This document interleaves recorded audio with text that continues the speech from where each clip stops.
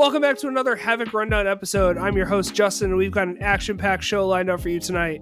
The March NHRL tournament brought some of the wildest fights we've seen all season, and we're here to break it all down. The upsets, the dominant performances, and what it all means for the combat robotics landscape. But that's not all. We've got special guests joining us, Gwen McGuire, an NHL referee and builder and driver of Jackalope, featherweight bot that competed in the March NHRL event. We'll dive into her experiences and challenges of both building and reffing and what's next for Jackalope. Plus, we're taking a deep dive into the Havoc Rundown Fantasy League, who climbed the standings, who took a nosedive, and how Ryan went from dead last to an impressive third place in March.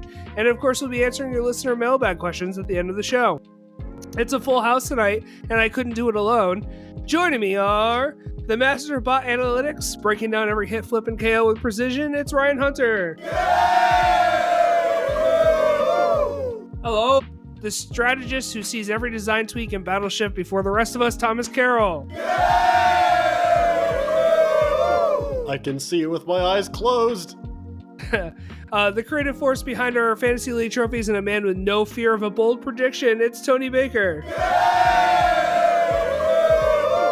everybody. And our special guest tonight is someone who knows the chaos of the arena from both inside and outside of the box. As an NHRL referee, she's had a front row seat to some of the most intense battles in the sport. As a fierce competitor, she's taken on some of the toughest bots out there, and as the builder and driver of the fan favorite Jackalope, she's brought unrelenting energy and unpredictability strategy to every fight. Please welcome Gwen McGuire. Woohoo! Chat, we have never been more Backalope. Oh, I love it. Okay, so we are going to start off with our March NHRL tournament breakdown. So I have just a couple of points here, and then we will move into the Fantasy League wrap-up and talk about how the Fantasy League went, and Ryan can break down how he went from last to third, because he had a glorious comeback in March, and it was great to see. So at first, the top performers, which bot came on top and dominated the competition. I have the 3 pound, the 12 pound, and the 30 pound, and I have the top 5 highest scoring bots as far as our fantasy league is concerned. The highest scoring bots for March in the first to 5th order impact, Counterpunch, Dollar Store Punch, The Wall Part 2, and Jackalope. Jackalope was actually the number 5th highest scoring beataway bot as far as the fantasy league is concerned. In 12 pounds, we have Psycho first, of course, Grimroper 12, Meliodas, Torrent, and Synthesis 12. Those were the top 5. And I have the top 4 for 30 pound, Kazalite, we'll get into that a little later, Emulsifier, Ares, and Hades. So those were our top 4 performers in each of the weight classes. Anybody have any notes on how well those bots did? I know, Ryan, you are going to talk about Impact in a little bit. I will definitely talk about Impact in a little bit. Impact did me so well. Hell yeah, Lars. Lars wins a golden dumpster. It's been coming for a long time. I'm so happy for him. That's amazing. I just have to point out, I had none of those bots. Well, you have a good league. Well, you were one of the people that were high enough up that you didn't have too fall of a fall from grace. I mean, you ended up where I think I was third from the bottom at the. Yeah. But I think I'm still fourth. You ended up in 6th. Yeah. So it wasn't too bad. But that was because you were in like 2nd coming out of February, so you didn't have too far of a way to go. It's okay. It's a long season. We still got 7 more events. Good. Yeah, it's marathon, definitely. Not a sprint. Yes, very much so. The biggest upsets, the 2 that I, as far as Beetleweight's concerned, I don't know if anybody has any others, but Zenith and Eviscerator coming out of Moto, I expected those 2 to go farther than they did. I'm not sure. I don't know if I was watching close enough to know if it was just a talent perspective where they were facing more high caliber bots than they did in Moto, but they went very far in Moto, and I feel like neither of them went as far as I thought they were going to. They both did an amazing job. I believe that Zenith, there was something wrong with Zenith quite early in the day, I believe, and it wasn't able to be repaired quite as well or quite to 100%. I don't know once again, we're at the desk, so I'm not 100% sure what was going on with them, but I believe that's what was going on with Zenith. And Eviscerator did really well. Yeah. They dominated other places, but their first time at NHRL, and NHRL is completely different from anywhere else. It's completely different from anywhere else. It's got a different pace. It's got a different, you're held to more pressure on your repair time. You're held to more pressure overall. It's a bigger place, you know? So like getting up to the round of 16 with Eviscerator is still really damn good. Yeah. So I do have an update on what happened to Zenith. It turns out it actually got slammed in the car door and has not been right since. Oh no. Okay. Well, there you go. I knew there was something. I knew there was something going on with it. There was a couple that like started out as like, we didn't know what kind of bot it was and stuff like that. 5 microliters of blood got into the actual. I love the name. Yes.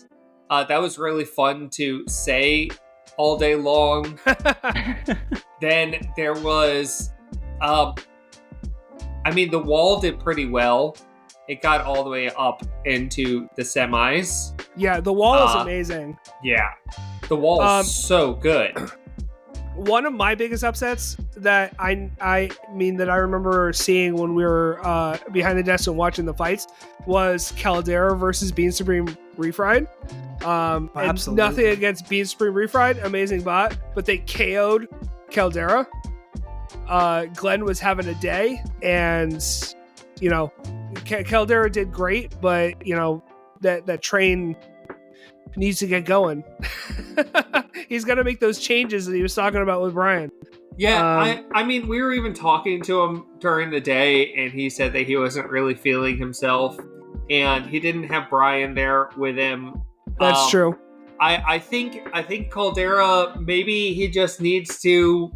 He didn't do well the last event either, the last NHRL at least that he was at either. Maybe he just needs to recalibrate. Maybe he does need to make those changes and come back with those changes made.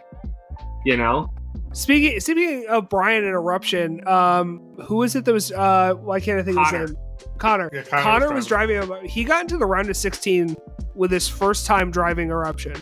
That's amazing. Eruption is a great bot, but it was literally his first time driving Eruption in a competition, like at an NHRL without, Brian, of course, is usually the one driving it. He had to be, I think Connor said, on a boat last minute. Yep. I think that was, he ended up being on a boat in last minute.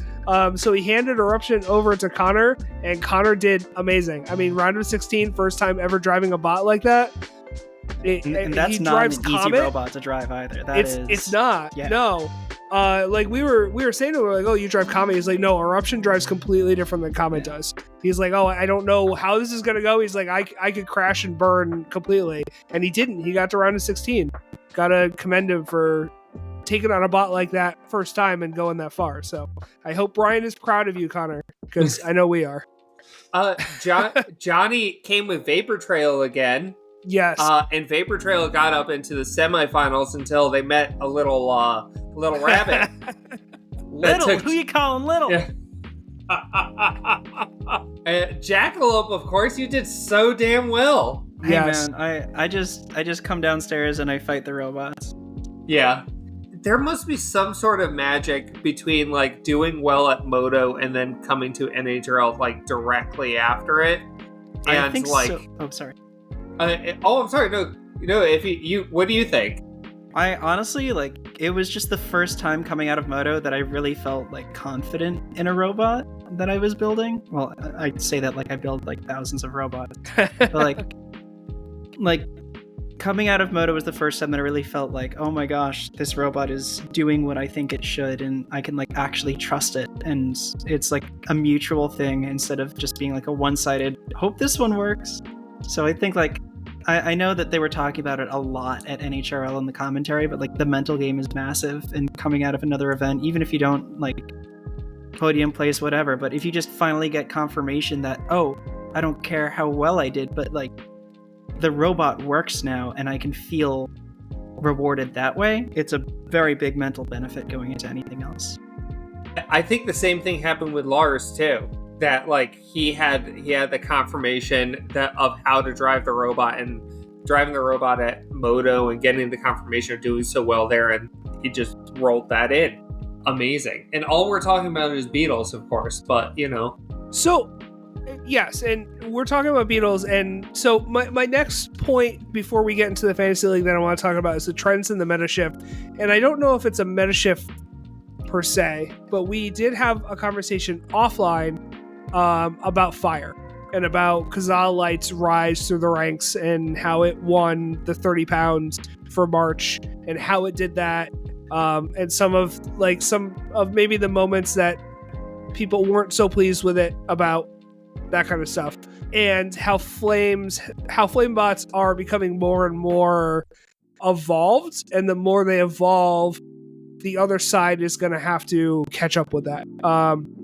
And I don't remember the movie particularly, but there's a quote, and it's like they get guns, we get shields, they get armor piercing rounds, we get armor resistant Kevlar, they get bazookas. Like that shift has to happen, like that evolution has to happen. So as fire gets better, the conversation has to be, what do you do to combat that? Because many people have found that fire resistant tape does nothing.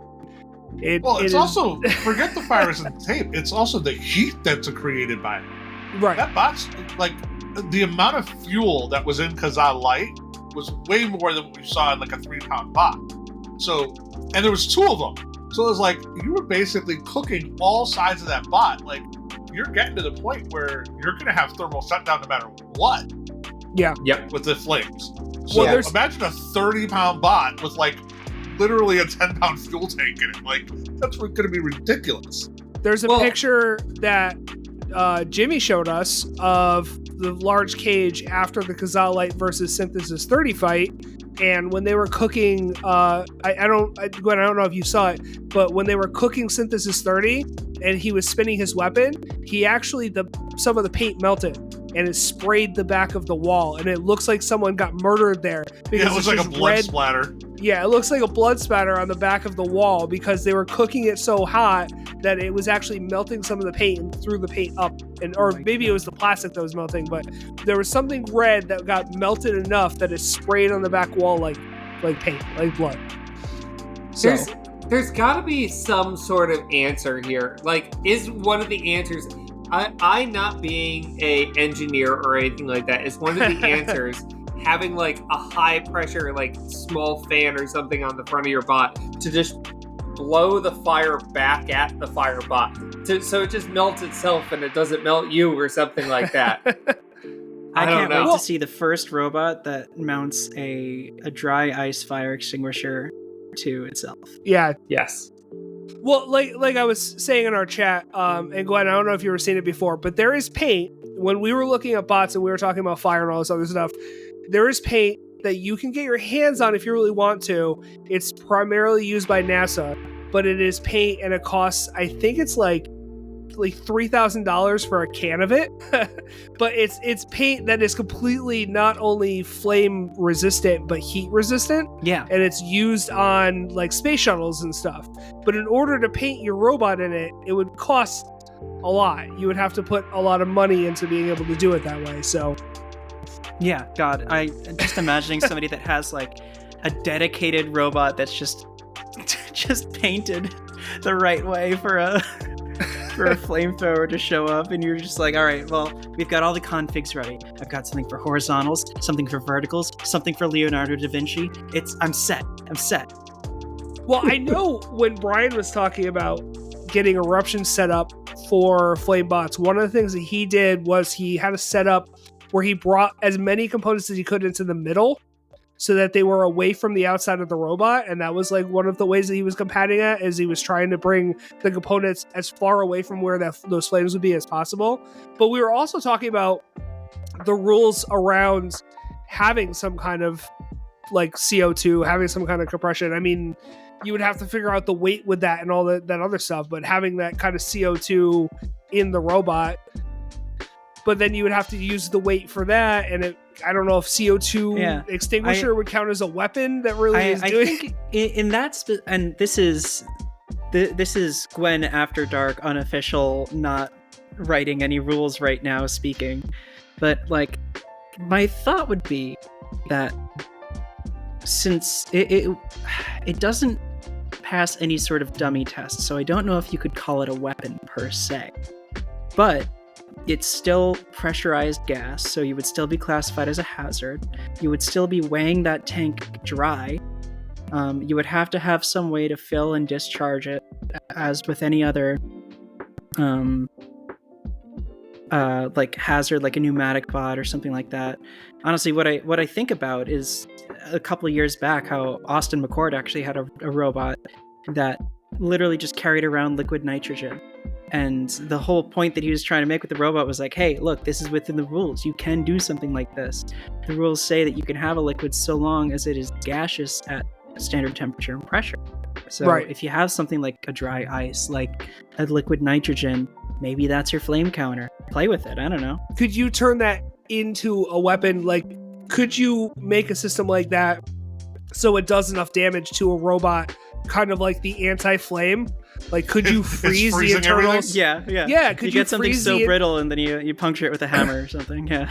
Yes, I mean, could you get those components cold enough that they stop working in the same way? Getting them hot enough. Well, I guess getting them hot enough melts things. It's a completely different aspect. Yeah. But I mean, I'll say a phrase that you're very comfortable with as a DM. You can certainly try. Roll for your attack. Okay, but what happens if you're cooling down the enemy robot and it actually just cools down the motors and the speed controllers and everything else that's overheating, gives them a power boost, and you just die? Yep.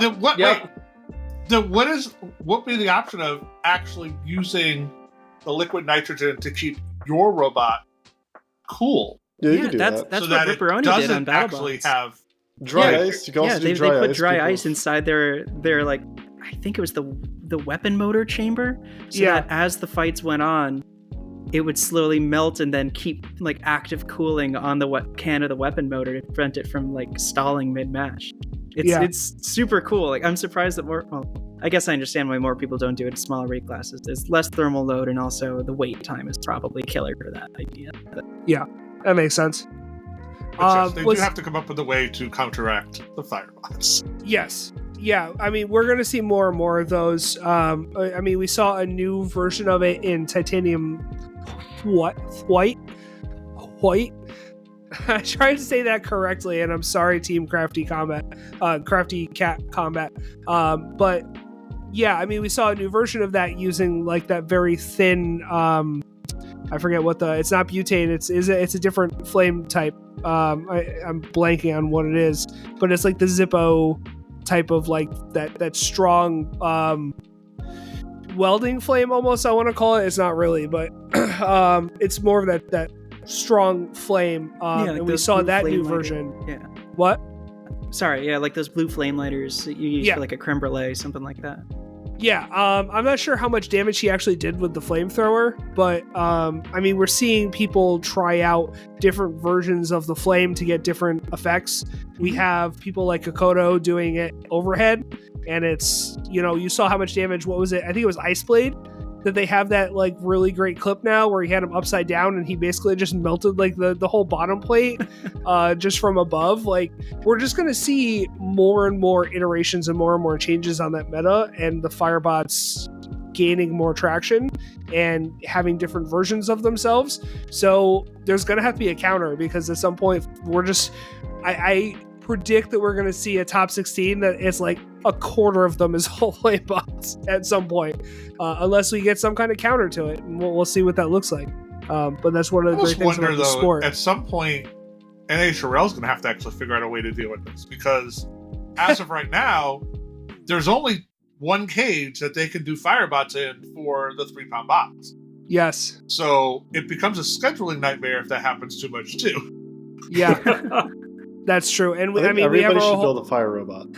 We have a whole flame team, and there's whole other considerations for anyone that doesn't know. There's whole other considerations on the back end as far as like they need the lead up time to go downstairs in order to fill up and all this other stuff that we have to think about upstairs, because it's like, oh, they have to be downstairs at the cage at 1, but it takes them, like Kazaa, it takes, I think it was like 15 to 20 minutes for him to fill both of those spots. It used to. Now it's under 8 because Peter of Repeat Robotics fame changed his process.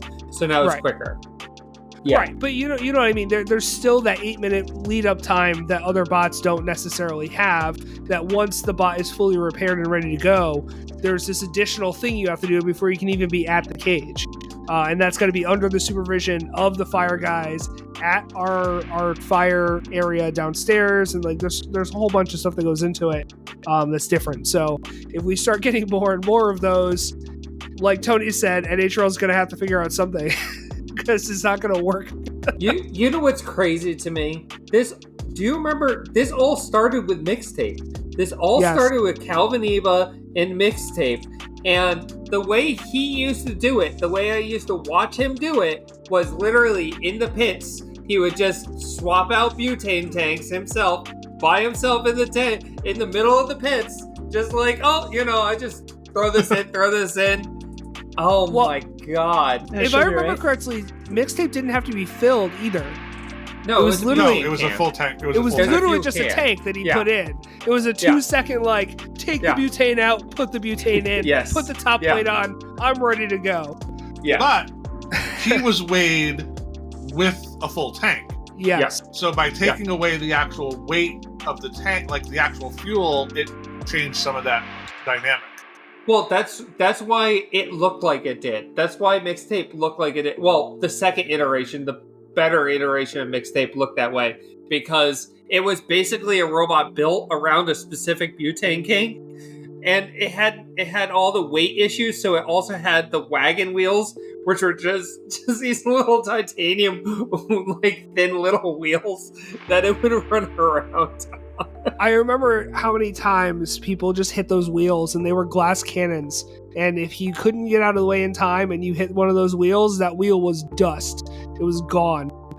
So, yeah, but they've come pretty far. I mean, just look at like Dutch oven and stuff like that. Like they've come so far since then. And even since the mixtape days, the only counter that I see, unless I'm wrong, the only counter I've seen is that tape. And that tape does nothing. I'm sorry for everyone that puts the tape on the bots, but as far as I've seen, as far as I've been told by people that have been in fights with fire robots, that tape does maybe not zero, maybe it's not completely nothing, but it does not do what we originally thought it was going to do when the first person went, oh, I'm just going to put flame tape on the robot. It's like, that's great, but your bot has a bunch of holes that fire can get into easily. And again, like I think Tony said, the heat itself is just another factor that's going to cause issues. So, yep. It's getting hotter. Let's slide right into the March Fantasy League wrap up.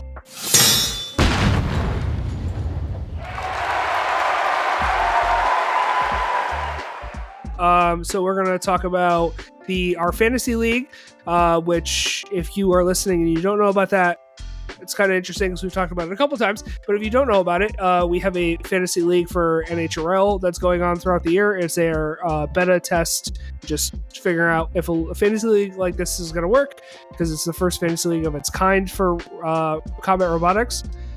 So for the March event, we had our draft. The team shook out pretty well. Ryan had the first pick in Beatles, and you had... I took Impact first. Fifth. You had the 7th pick for hobby weights. Yeah. So you took Impact first. I took Impact first because I just decided I had faith in Lars. I was kind of like, I wasn't sure how it would go from like Moto to NHRL. I wasn't sure, and I was like, you know what? I'm going with Lars. I think it's like, no matter what, it was going to be a good, even if it was like only got to quarterfinals or whatever, it's still going to have a good run. So I had faith in Lars for that. And I took my second robot was, I can't think of it. I mean, I have it here if you want. It's Red Flag. Oh, I took Red Flag under a advisement from Matt Lantry. Told me to take Red Flag, and I was pretty happy once I saw Red Flag, which was another really amazing 4-wheel drive beater. And then for my 12s, I had to run away from our picking session because my sink was leaking, and Ashley picked me Psycho. So I got another Golden Dumpster winner. And then Daybreak was my 30, which didn't go well, but I had good luck with the other two. So yeah, I will say have everything. No triple where crown. you ended up as far as the league tracking is concerned. If you had gotten one of the 30s that did really well, maybe like if you had gotten Kazal Light 2, you probably would have ended up in first. Maybe not first, maybe second, but I mean you got to third, and you got Daybreak, which was basically just I don't want to call it dud, that's really mean, but it got 0 points. As far as I remember, let me just double check. 0 points. But you did get Psycho, which Psycho got the most points in all the 12s at 49, and then you got Impact, which got 55, and then Red Flag brought you home another 12. So I mean that was a good add up right there. Tony, you want to talk about how your team went? Horrible. Yeah, we'll just go. I think I had 1 or 2 teams that literally had no points. Yeah, it just like yeah. But the funny part about it is that Grim Ripper, who I had chosen in February, was my worst performing bot in the 12 pounds in February. Did actually extremely well this event. Yeah, he kept you where you were. Yeah. Without him, because you had Hodor, and no, I didn't have Grim Reaper this time. No, he did well this time. Yeah, I had Hodor, which kind of got robbed. She should have won that fight and made the bracket. She got robbed. And then I had Asbestos. I picked the wrong MIT team apparently, because the rest of the MIT teams actually did very well. Who else did I have? Honey Bombers. Yeah, Honey Bombers. They did okay. That was actually probably, I think that was my best scoring team. And then I had Phenomenon. Phenomenon, who made the bracket, but didn't go much further than that. So, Yeah, Honey Bombers brought you home 20 points, and Phenomenon got you 9. So it kept you went from, I think it was like 3rd place, and you dropped down to 6th, yeah. 6th, so yep. It is what it is. It's on to next week or next month. Yeah, and that's the thing. Like, I think we have a good balance of points. It's been going back and forth.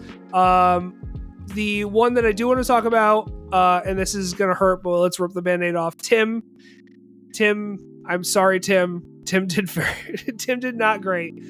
Tim is at the bottom, currently sitting in 27th with 54 points, compared to Dan DeShino, who is in first with 213. So that's just the spread right now, 213 and 54 points.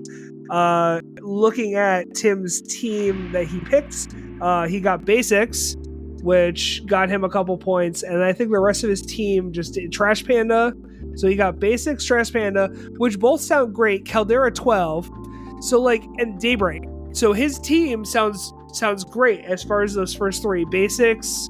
What did I say again? Trash Panda. Yeah, Basics, Trash Panda, and Caldera 12. But then when you actually go into the tracking of those, Basics got 16 points, and he was already at the bottom coming into here. So it was not a good return on his investment as far as who he picked. So he is currently at the bottom, but as we saw with Ryan, he can pick amazing bots for April and shoot up. So it's early in the year. We still have a bunch of competitions. We're not at the end, anywhere near the end yet. So I believe in Tim, and Tim will bring it back. It'll be fine. We believe in you, Tim. Tim, you should try listening to some of the other folks at Brandeis, I think. Yeah, Dan is doing really well. Dan's sitting up there at 213 points, so cannot shake a stick of that. And then Aiden is in second, Ryan's in third, and then Nick Andreas from Team Crafty Cat Combat is in fifth, with Jay Lee and then Tony Baker. So we have 27 people all together. What? Shout out Jay Lee, Jackalope Nation.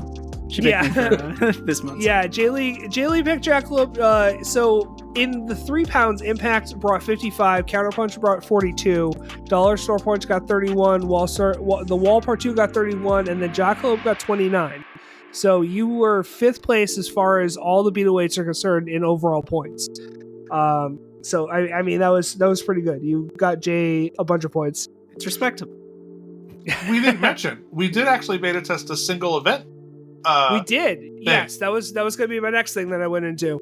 So we have the year long, and then we've had a lot of people that have had interest in between the year, wanting to become part of the league, and we've had to explain the whole fact that this is a beta right now, and it's a year long league, and we can't just bring people into the league halfway through the year.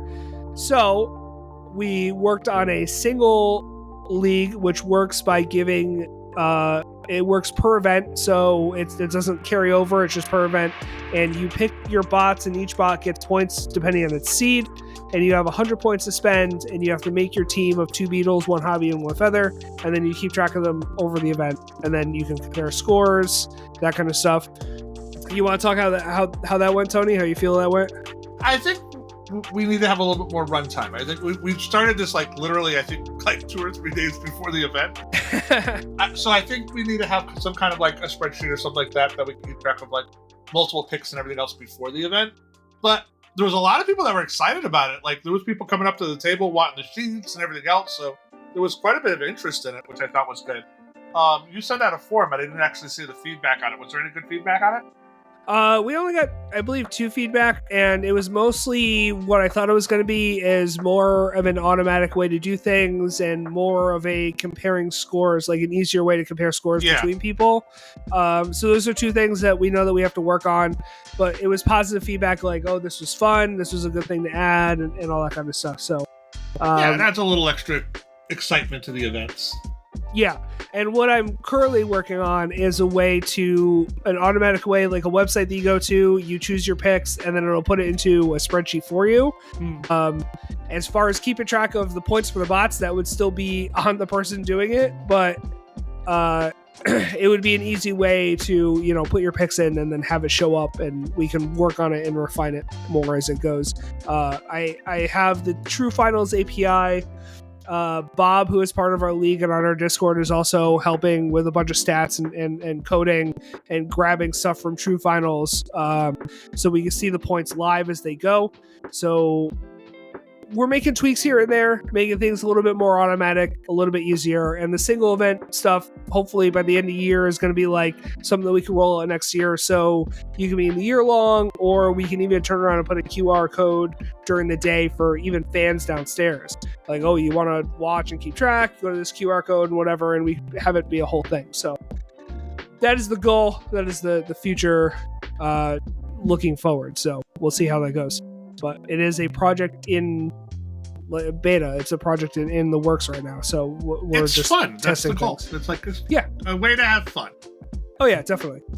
And then unexpected fantasy MVPs. I think the 2 that I have, we talked about Kazal Light. That is one of the fantasy MVPs that we did not see going into this. I believe that Kazal Light had 3 overall picks. It was able to be picked 3 times just because of its seeding. So we ended up with a couple people with Kazal Light, Team Kinekitsu. So Jay got Force of Will Robotics, and Team Too Hot to Handle all on Kazal Light. Just because of its seeding, it had 3 overall picks, and it could be picked 3 times for the draft. So Kazal Light got some good points for the people that picked it. But it was not one that, because of previous times that it's come, it's not one that we saw getting those points or going as far as it did. And Peter came in and kind of helped them get on the roll that they got into that day. Why can't I think of the main builder for Kazaa? I keep on forgetting his name. Joshua Reinhardt, no? Yes. That sounds right. Yes. So we did not see it going as far as it did, but Peter, like Peter does, came in, put some repeat robotic spit shine onto it and made it, compete a little bit better than it has in the past. And we saw the outside of that. And the other big one that I had was Grim Reaper 12 going all the way to the end. It's an amazing design. It's an older design. He always does really well. But going all the way to the end, I did not have that in the cards. That was another bot that had quite a few picks. I had 2 people pick it. Team Only Brett's and Team Googly Eyes both picked it. So it was just not a bot that I saw going all the way. Not anything against it. It's just not a design in the past that I've seen go all the way to the end, but they did amazingly and got all the way to the end to the finals with Psycho. So scored quite a few points there. So those are my 2. Any bots that anybody else saw in March that did way better, that were breakout robots? I think this is the time for Thomas's input. I just think robots are really neat, Oh my god. We have winners, God. We have losers, okay, and we have fine. some... Alright, fine. There was a few robots also, if we're talking about more robots, there was a few robots that generally aren't NHRL robots, but are pretty well known in other sectors of the country. One of them is Elytra. Elytra was a robot that I've heard about in legends, and I've heard about in whispered tones from other places that does really well. Elytra was, and once we saw it, it was pretty yep, that's why. It is gigantic. It is a super wide, super large, vertical spinner. And that thing is beautiful. In this sport, there is a lot of difference between seeing somebody who knows what they're doing and can design a robot to not only do the job correctly, do its job, but also it looks beautiful. It looks if you look at, I think the best example of this is Psycho. Psycho looks like something that was designed, redesigned. QR team, several teams in the company looked at it to see how it was going to be sold better. Another team, the visual team, came and was like, okay, but now it needs to be rounded and pretty. And then after months and months and months of work in this giant company, they pop out, this is our robot Psycho. That's what Psycho looks like. And there's levels of robots that look like that. Elytra, to me, was in that category. So can I point out a robot that I think we have seen its evolution over time go from that very utilitarian robot of this is just what it does to this is what it does, but I'm also going to make it pretty? Stag Beetlebot. Oh yeah, Stag Beetlebot. Michael and Stag Beetlebot went from this is a utilitarian, I believe it was a D2 with the spinner on the front. This is a utilitarian bot, and over time, with more expertise and more experience, he has now put those beautiful sides onto it. He's made it look amazing. And it's come from that experience of coming to competitions, seeing what other people have, learning how to make those parts, knowing what he wants his robot to look like, and turning it from a very utilitarian robot to something that looks good and also does really well. So I think that's the best way to express what you're talking about, is that evolution over time that Stag Beetlebot has made. Yeah. But yes, Elytra is gorgeous. Yes.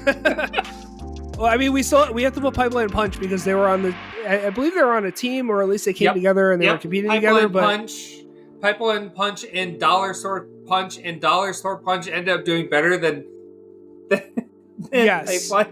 Dollar Store Punch came out with 31 points and Pipeline Punch got 20, which is funny because he explained Dollar Store Punch as Pipeline Punch but with Dollar Store parts. Or I think, no, what it was the Temu version of Pipeline Punch, I think is what he said. So. Has anybody done that yet? The entirely Temu combat robot? It's gotta have happened. Yes. Who did that? No, people were talking about it. Didn't Will bring a robot that was entirely made out of Amazon parts? Like, yeah, but like Amazon, something... that's easy. Yeah. Amazon. Well, That's that sounds easy. like something you need to do, Thomas. There Make a you Temu robot. Entirely Goodwill parts. And you know what? You know what's funny? You can't Make a buy Temu- you can't buy a what's it called? A car airbag off of Temu, as far as I know. Well, I'm they've sure Thomas will find unfortunately it. been banned. But you know Also, what's- you're wrong. You know what's funny, Thomas? You build all an entire robot out of Temu stuff, and it'll compete next year because that's when you're going to get all the parts. It'll never happen because I refuse to order from Temu. But if somebody wants to donate parts, Oh, okay. That's Just go to going a to be your way scrapyard. around it. There you go. Oh, yeah. I'll go to the Then he'll really come with a airbag. I'll go to the Then we'll garbage get the cans at airbag. NHRL. Yeah, I'll use the parts become that a people cage throw. manager, and then just keep all the little bits of scrap that you sweep up at the end of What a if I fight. just take like Jake's robot? That's another good option. And then that's the end of the sentence. Just take Yeah. Jake's. No, that's it. And then you've got a whole robot ready to go. That's great. Okay, so that was March. That was our fantasy league. We're going to be doing the draft in the next couple of weeks for April, and then we'll see how April shakes out. But I mean, so far everyone's loving it. It's going really well. So we're seeing ups and downs, and again, Ryan had an amazing comeback, so that was great. I'm pretty happy about that.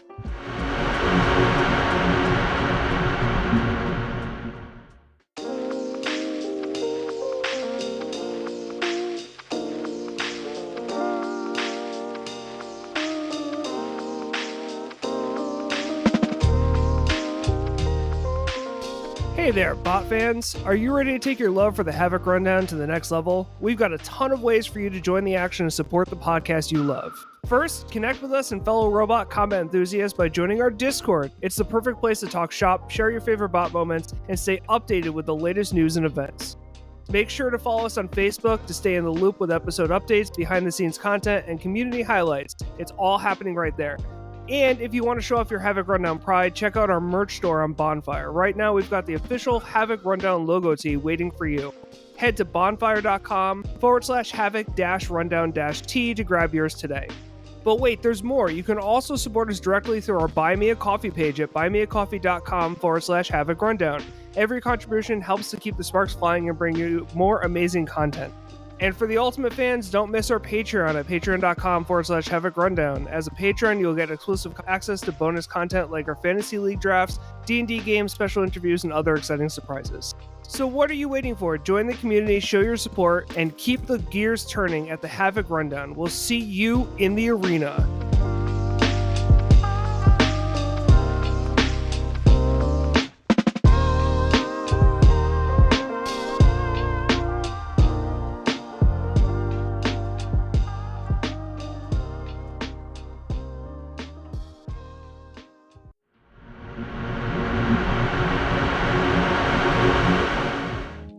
We're going to move into Gwen. We have a 5 in focus.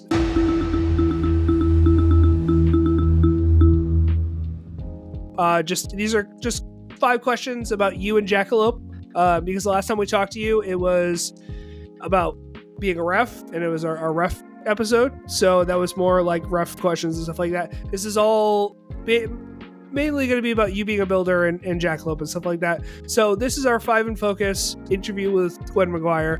Ryan, I believe you have the first question if you want to lead us off. All right, Gwen. Now that you've transitioned from a ref to a builder for several events, not just NHRL, but also Moto and everywhere else, do you have any insights on the reffing that have come from your experience from building? Yeah, I mean, overall, the concept of reffing at Combat Robotics is more or less consistent across any of these.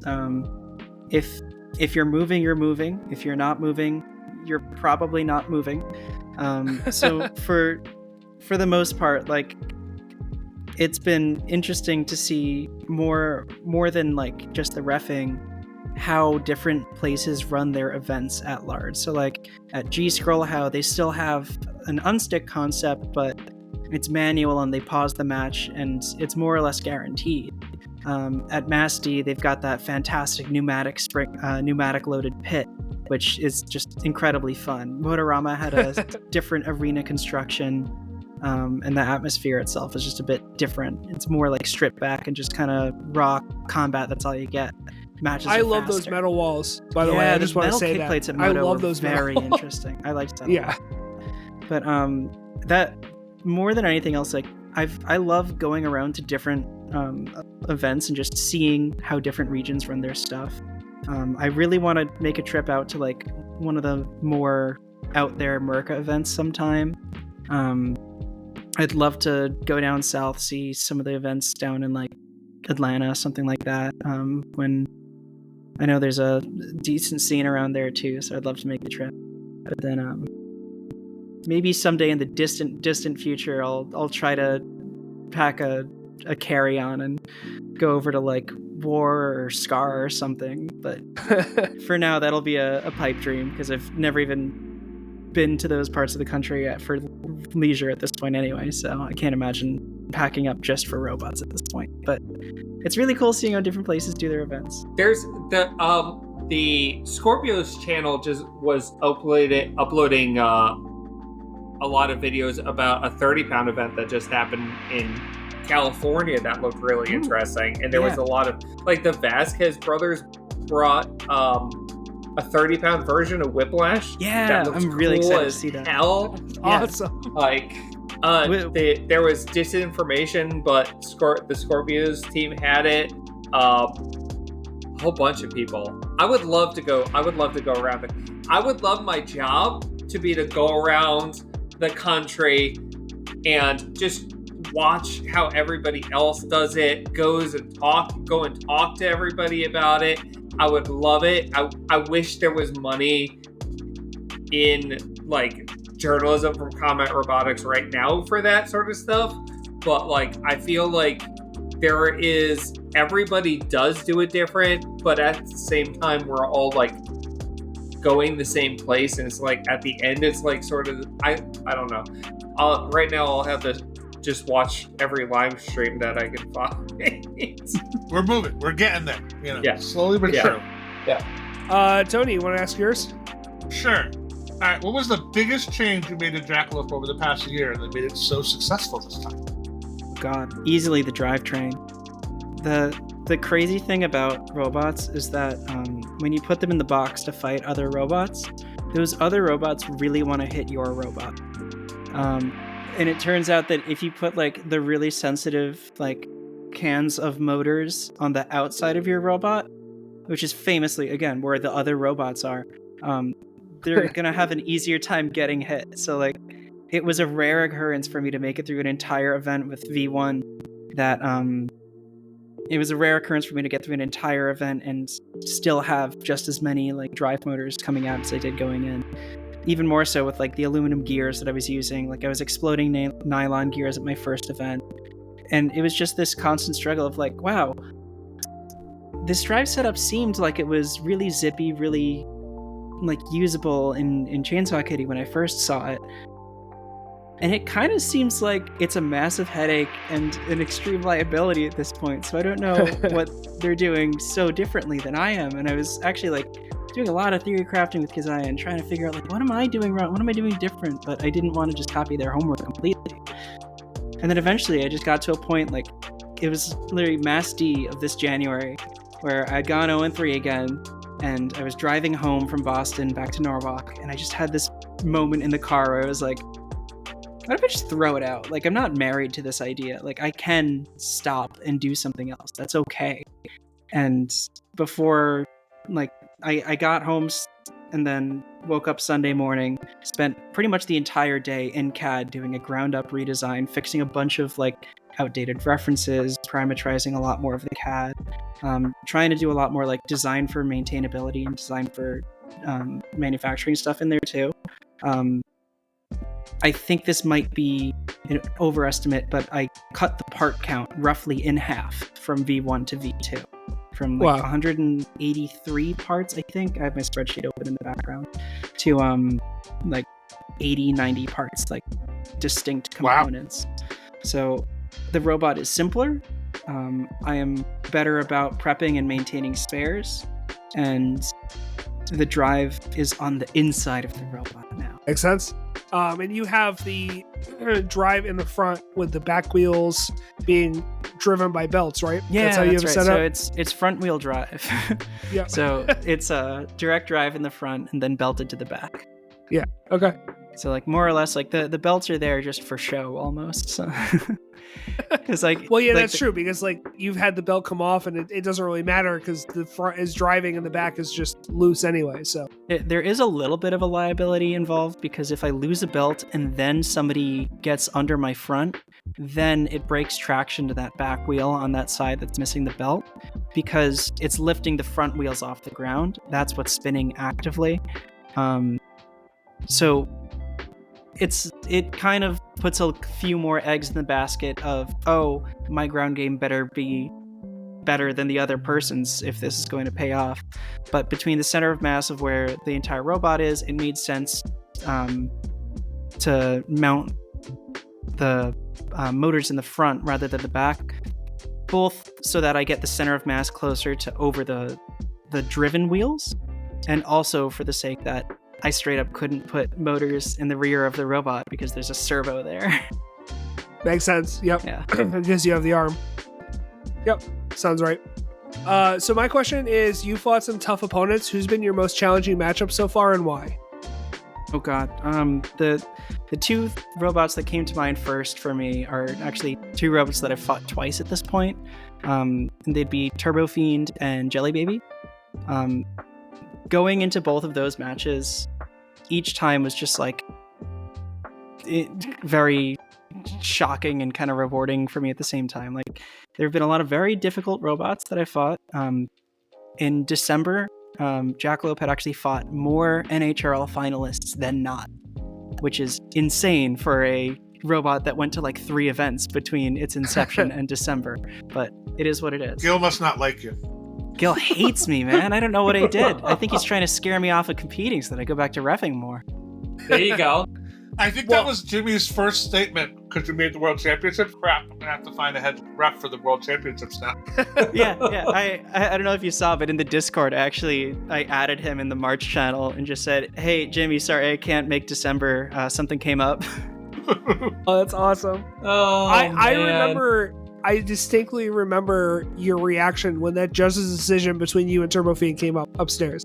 The scream that could be heard across the pits, like, it was amazing. I got loud. I got real loud. But yeah, to get back to actually answering your question, like, I guess Turbo Fiend would probably be the one that I focus on a little bit more. Turbo Fiend was my first loss at NHRL.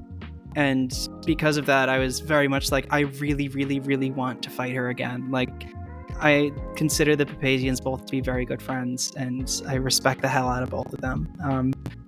Great robots, great drivers, very good people just to hang out with too. So like, I'm glad that people like that are in this sport and that I get to hang out with them and spend time with them. But like, Dima is a absolutely killer driver. So going into that first match, I thought, oh, maybe I can just like make it out of this match with like a robot and I'll be able to have a second fight and that'll be nice. And fortunately, like, I didn't get totally totaled in that match, but I did feel like I was just getting dominated the whole time. And then in our rematch this past March, it was very much like an anticipation moment of me like looking at the bracket ahead, seeing, all right, who's the potential matchups going into prime time, and I saw that it was Turbo Fiend, which I did groan a bit because Jackalope didn't have a great record against that sort of 2-wheel drive wide vert archetype. I've lost to Prince, I've lost to Counterpunch twice now. I've fought a couple other robots like that, and it's always been difficult. And again, like, Turbo Fiend was a chess match again, and I'm fortunate that I had a very good like cage side coach in Jaren with me there. He was giving me a lot of tips there at the match and just trying to keep me from going too big of monkey mode. And in hindsight, it paid off. Yeah, I feel like you're getting a lot better at controlling, especially with your lifter. Mm-hmm. I've noticed your game with your lifter has gotten a lot better. You're no longer just relying on the actual weapon, which I believe is it an ant weight or is it a full beetle It is allegedly an ant weight hub motor. Yeah. And I have actually very consciously stopped calling it an ant weight hub motor at this point. I just call it the 5022. Yeah. And of course, like, everybody else still calls it the ant weight hub motor because come on. But like, I'm not calling it an ant weight hub motor anymore. Well, it's an ant weight hub motor if it's in an ant weight. Sure. But it's in a beetle weight. So it's a beetle weight clearly hub a beetle weight hub motor. Anyone who says otherwise does not know how robot weight classes work. As Jackalope is a 3-pound robot. It's true. I'm way too big to be an ant weight. Exactly. So, Thomas, I wrote you a question, but if I you have a question. Okay.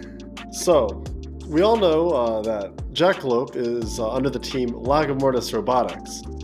Now, we know the driver, the builder, the maintainer, the financial support of the team.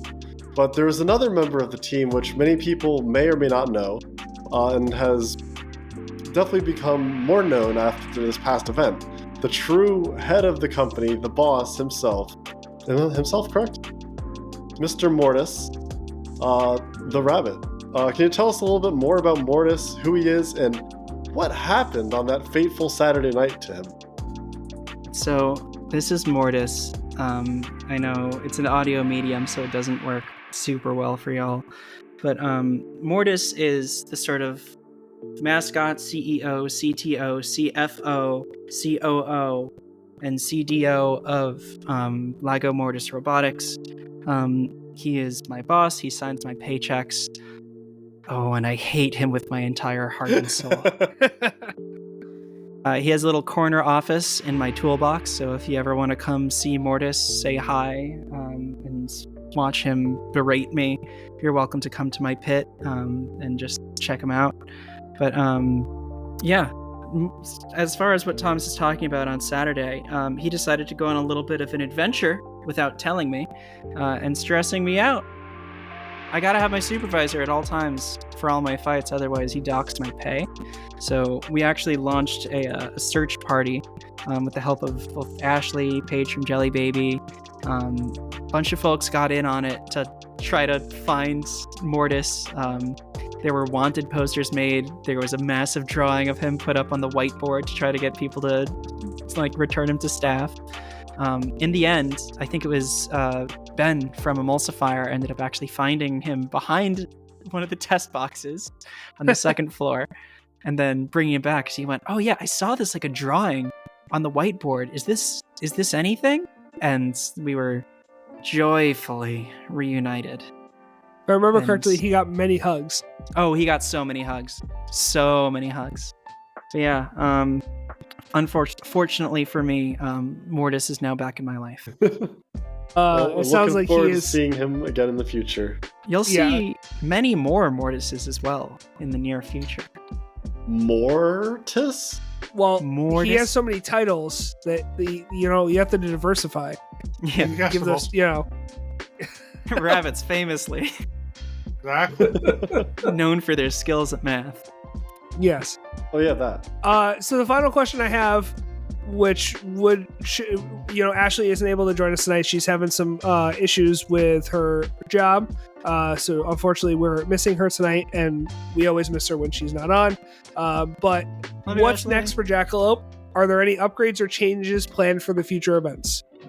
Yes, absolutely. I actually had a nightmare on Friday night before NHRL about having to fight a hammer saw, because I found out literally the day of safety that my hammer saw config was roughly 5 ounces overweight, which is not great. So not what you want to see. So I fortunately didn't have to fight any overheads. Otherwise we might not be having this conversation. But I will say I've done a lot of work on that. I have a full overhead config ready to go, tested out, and I'm very happy with how it's doing. I actually do have a flame-specific config that I'm developing in the background too. I'm gonna try to hit it with a whole bunch of different parameters and see what actually works better for protecting certain components in certain ways. And then I had a couple smaller revisions, things like, maybe tweak the material or tweak the thickness of one or two components. I still have enough weight to play around with, so I'm not doing a whole lot different. My main goal between now and December is just to get as much fighting between now and then in, so that I could just continue to just really control the robot, know how I want to move it, make the design and repair so much simpler, easier to keep on going with. And maybe if I'm lucky, even free up time and space for Bebo. Nice. Bebo! Okay, very cool.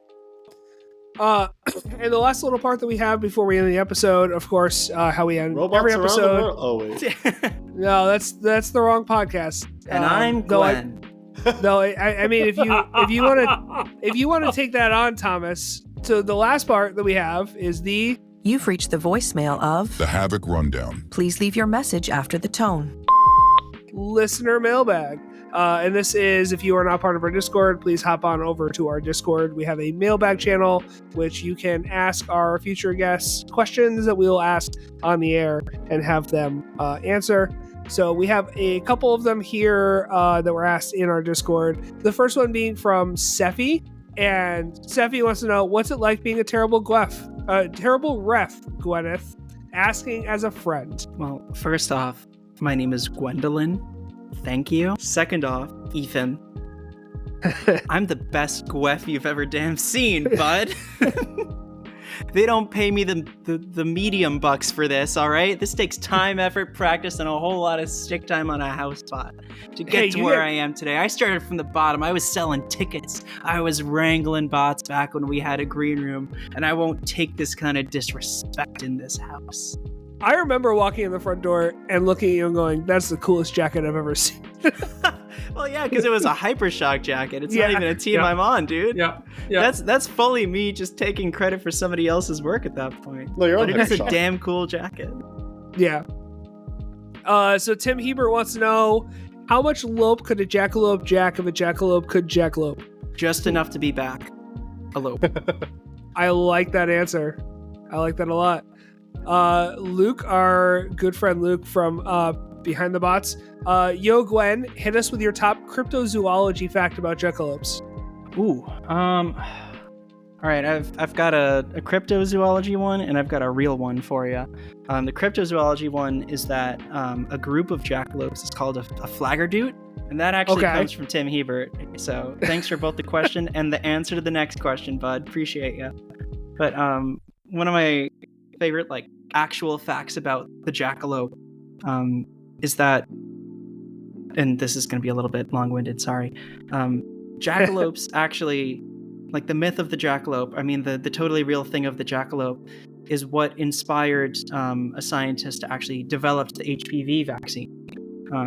So it started out with there were these rabbits out in the West that were having some kind of growth on their head or whatever.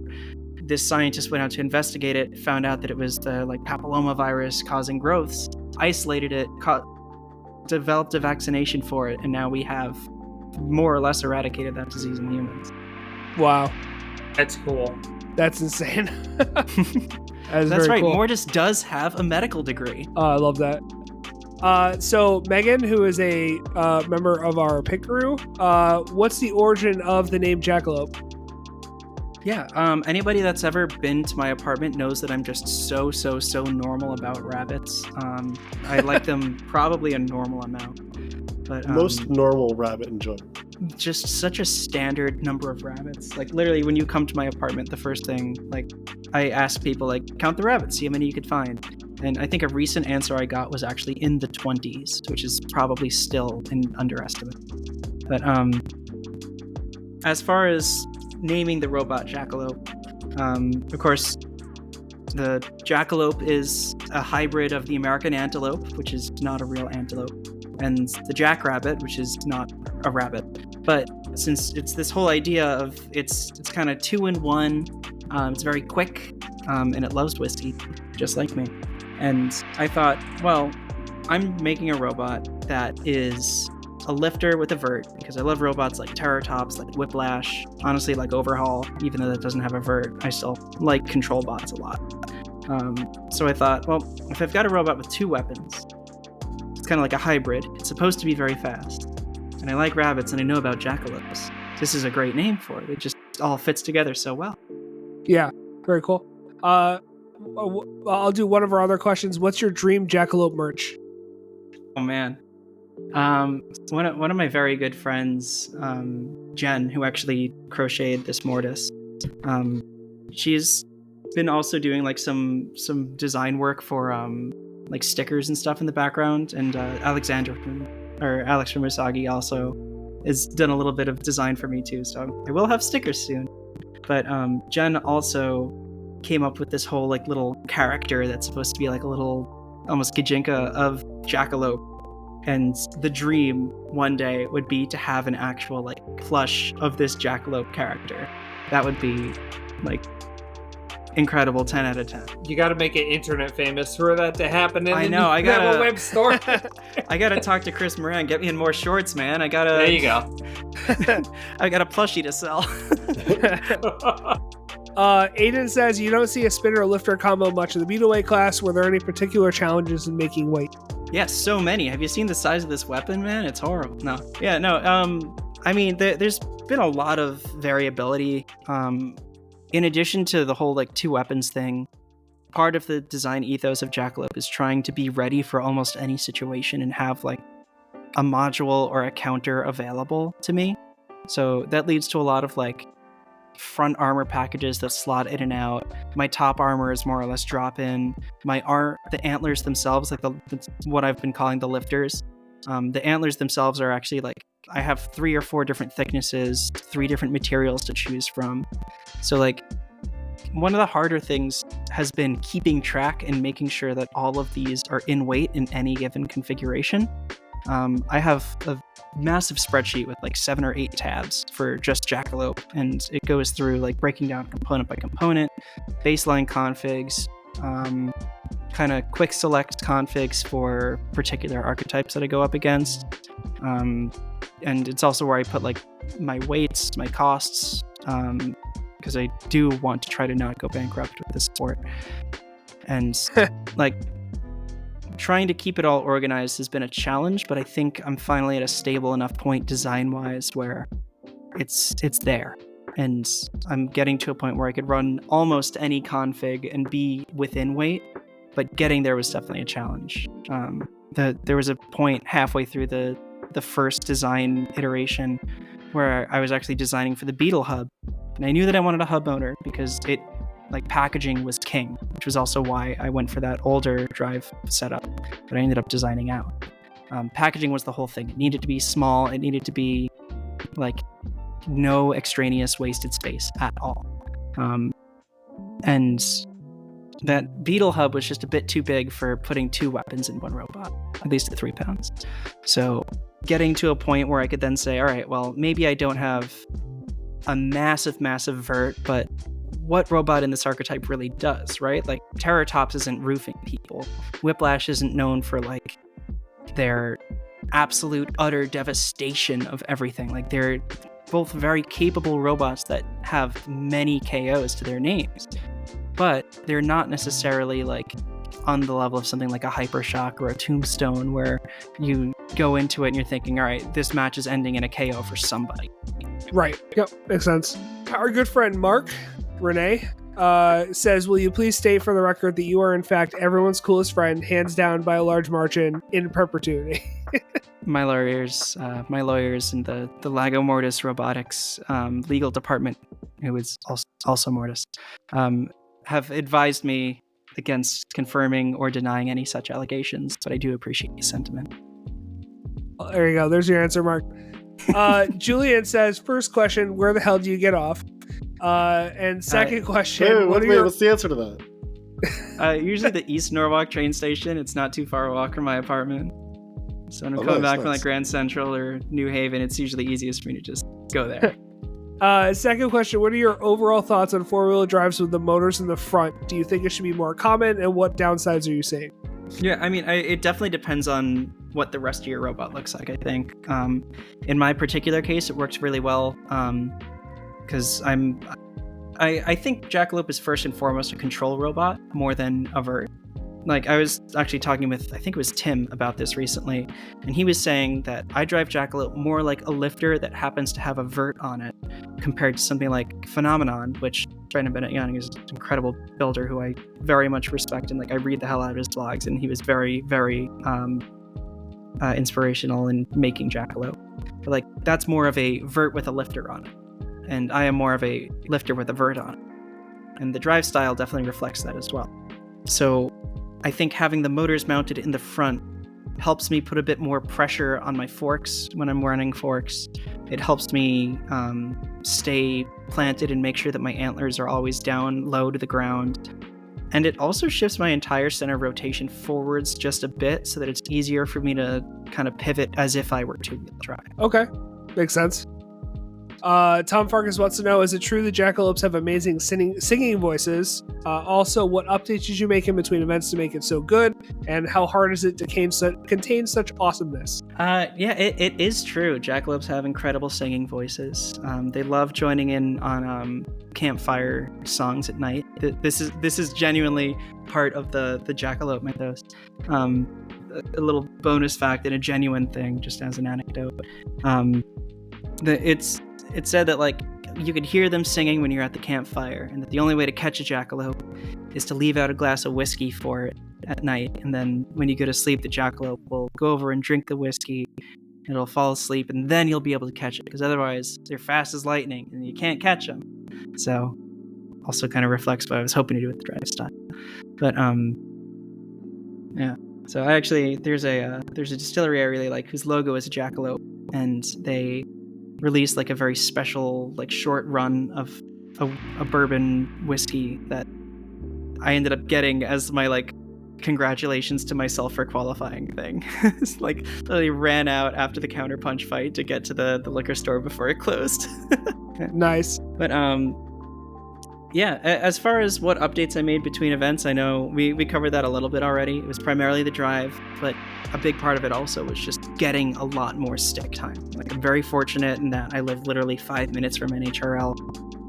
I try to make it over there as often as I possibly can to just stick like a block of TPU in there and just drive and get to know the robot as much as I can. There's a lot of folks who unfortunately like don't have the honestly the privilege that I do of having a test box nearby, even just to spin up their weapon until they get to the competition. So the fact that I'm able to go and drive in an actual test box, not have to like try to mimic the plywood texture, because it's just, that's the box, that's it. Yeah. Like, I'm very, very fortunate in that regard, and I think it's definitely helped me with a lot of my driving skill lately. Cool. Bob wants to know, when are we getting We Are So Backalope merch? I gotta make a t-shirt or something, man, but I'm hoping to have stickers at April. If not April, then May. Okay, cool. I have a spot on my laptop just for your sticker. I'm waiting. Oh, I can't wait. Yeah. So you've already kind of answered this question, but Emily wants to know, what improvements do you think you made your bot one that's so hard to beat, and what are your goals moving forward? Yeah, I mean, as far as improvements that have already been made, yeah, we've covered it a bit. I guess in the case of horizontals especially, I did actually end up beefing up my wedges a bit more before Motorama, both in terms of like the overall geometry and the material itself. So I think that might have had something to do with that particular fight against Mark, which was one of my favorite fights. Like, just such a very fun fight to drive in. But as far as goals for Jackalope moving forward, like, I feel like at this point there's a very apparent goal. I feel like once you make it to primetime or you qualify for finals, at that point when you're at the point where you're essentially 2 fights away from winning the whole tamale, as Julian says. And I think that on the right day, with the right amount of preparation, I do honestly think that Jackalope can indeed win the whole tamale. But I think it's going to take a lot of a lot more preparation, a lot more, honestly, data. That would be obviously like the ultimate goal for me right now. But the actual goal is to just keep doing what I'm doing, keep going to as many events, G-Scroll, Mass-D, maybe something over at Merca. Just keep enjoying myself more than anything else, because the number one thing that I don't want to do with robot combat at large is get consumed by it in a way that it stops being fun. Because at the end of the day, like, I am playing toys with my friends, and I love my friends, and I love the people in this sport, and I also am not going to be silly here. It's more fun to win than it is to lose, and I'm finally starting to do that, and I would like to keep doing that. But part of the fun for me is that iterative improvement process over and over again. So I'm just going to keep chasing that last 5-10% that hopefully will get me up to that level. Cool. And our final question comes from Shri. What's your go-to cookout tray order? And also, why are cheesecake milkshakes superior? Yeah, all right. I'm unfortunately one of the worst people at cookout. I go for, and it's been a while, so give me a second. I should have prepared this better. I knew he was asking this. It was only 30 minutes before the recording, so... Well, fair. Sure. So I usually get I think it was a cheeseburger tray with pickles, onions, ketchup, but not mustard. And then for the sides, I'll do chicken nuggets and onion rings with honey mustard as a side. As far as the milkshake goes, which I know is that's the real litmus test for cookout. I'm a big Oreo mint fan, but I'm a jerk, and everybody at cookout hates me because I do Oreo mint with M&Ms as a mix-in, and if I'm feeling really, really into it, I'll ask for the cheesecake version too, because I do think that cheesecake milkshakes at cookout are like the best of the best that you can get there. So all of that, and of course at that point you're not using a straw, you're going to town on that like it's soft serve ice cream. You're using a spoon. You're feeling it for the next 3 days. You probably don't need to eat for 72 hours. Okay, sounds good. I do have a bit of robot news, very quick. The AI driver of the Maserati MC20 just recently set a new autonomous land speed record of 197.7 miles an hour. In order to do this, it used one of the longest runways at Cape Canaveral at 2.8 miles long. However, it is still 7 times shorter than the runway in Fast and Furious 6. I'm glad we still got a little bit of robots around the world. That makes me feel good. Okay, so with that news from Thomas, we're going to end. So if you want to support the podcast, you can go to buymeacoffee.com/Havoc Rundown or go to our bonfire page and get yourself a Havoc Rundown t-shirt. All those links are available at our Linktree, which is linktree/Havoc Rundown. And you'll be able to find that. We also have QR codes that we always have at the events that you'll be able to find that on. So that's a wrap for this episode of Have a Rundown. We broke down March NHRL, got to hear from Gwen McGuire, and tackled our listener mailbag questions. Next event is just around the corner, so stay tuned for more action-packed breakdowns and expert insights. Make sure to follow us on social media for all your things Comet, Robotics, and Fantasy League action. We are on Facebook and Blue Sky. And make sure to join us at an event if you're able to, or catch us on the stream and stuff like that. We're planning on trying to be at more events than just NHRL this year. And if you want to check out the Fantasy League, join our Discord so you can follow along from there. If you enjoyed this episode, share it with your fellow bot fans and keep the conversation going. And until next time, keep the bot spinning and the draft picks winning. Everyone say goodbye. Goodbye. Goodbye.